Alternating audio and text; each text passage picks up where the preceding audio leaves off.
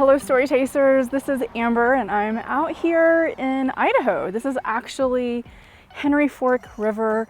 It's over by Island Park, Idaho, close to Yellowstone. Today I wanted to talk to you guys about the questions that I get about transitioning into nomad life and starting a business on the road. So I get a lot of questions about this and how do I actually accomplish this? I wanted to make sure that I addressed some of your questions and the top kind of questions I get about being a nomad on the road and starting a business.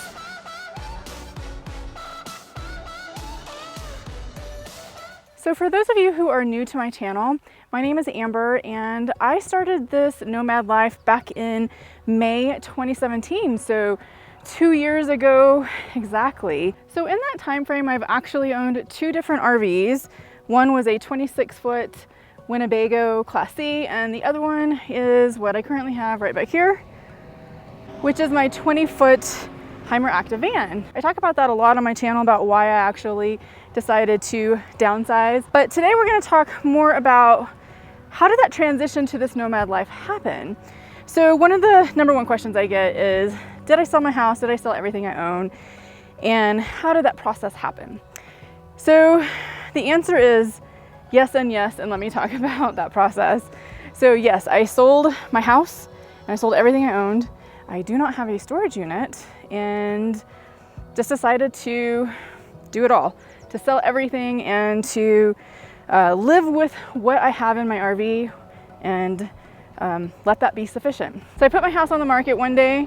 I purchased my RV the same day. My house sold in 4 days and I had a 30-day close on the house. So it was a little bit stressful, but I did it and I had some help of some amazing people to help me sell everything. So I actually went on Facebook and put out some free information on the Facebook Marketplace that I was having an estate sale.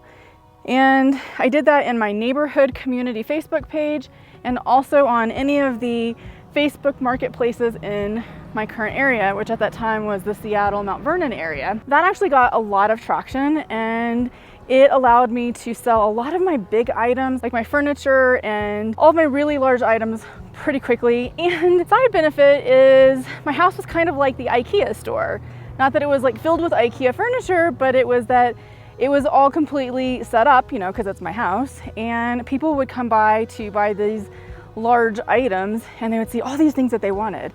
So it was kind of cool because they could just go room to room and figure out like all these things that they wanted to purchase. The next is everything else I put in a garage sale. I had a 1-day garage sale and I put, again, ads out on Facebook, on Craigslist, and said it's gonna be a 1-day estate sale. It opens at a specific time and closes at a specific time. I went to put up all of the signs around the neighborhood that the garage sale was this way to direct people, and when I got back, there was probably 10 cars outside waiting for the doors to open, so it was huge. I sold a ton of stuff during the garage sale, and then everything else my neighbors and friends helped me to take to the Goodwill or things that they actually wanted themselves and I just gave it away. Part of it I will tell you is that I had to detach myself from my things, and that can be easy for some and not so easy for others. I've moved around quite a bit, so for me it was fairly easy. Anything that I had that was like pictures or things that were, you know, important and sacred to me, I actually took a photograph of that picture and put it in my phone. So I made everything electronic. So that way I could really downsize and not have to worry about bringing all of these picture books with me and keeping all of that stuff around. So it's quite an amazing process and one that went very quickly just because I had so much help from people. I was really stressed, but it's only because I had so much to do.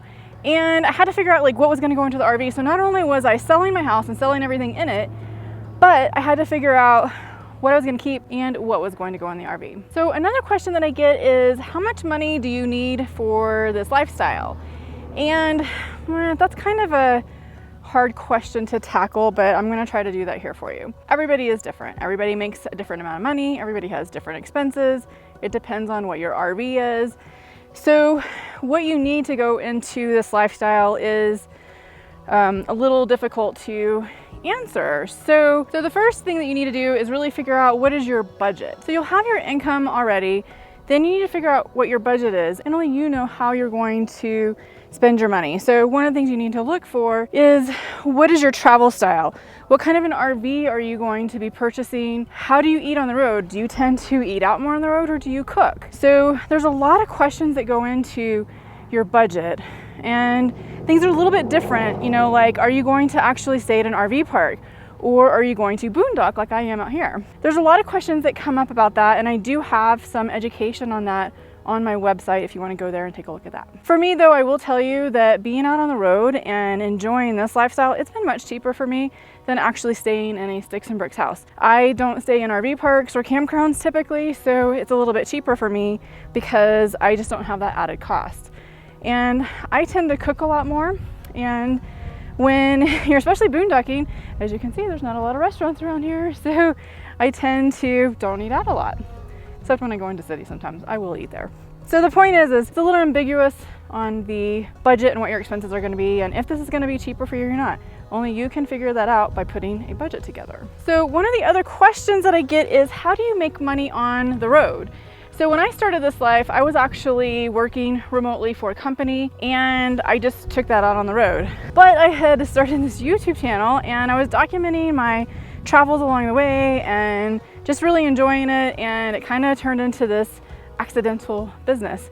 A good accident, but that's what it turned into. So you could, you know, if you want to work remotely, there's all kinds of jobs that are out there to showcase your services and talents. If you're someone who makes things like crafts or things that are handmade or homemade, you can use Etsy. Etsy.com is a great place to sell your things that you make. There's all kinds of other things to do, like work camping, which is where you go to campgrounds and you actually trade sometimes a spot at the campground for your services to them. It might be working in reservations or maintenance, but you can also sometimes get a wage with that. So there's that opportunity as well. There's things like Fiverr.com, or places where if you know how to do marketing or social media or anything digitally, you can sign up to a bunch of these websites to sell your services basically to people.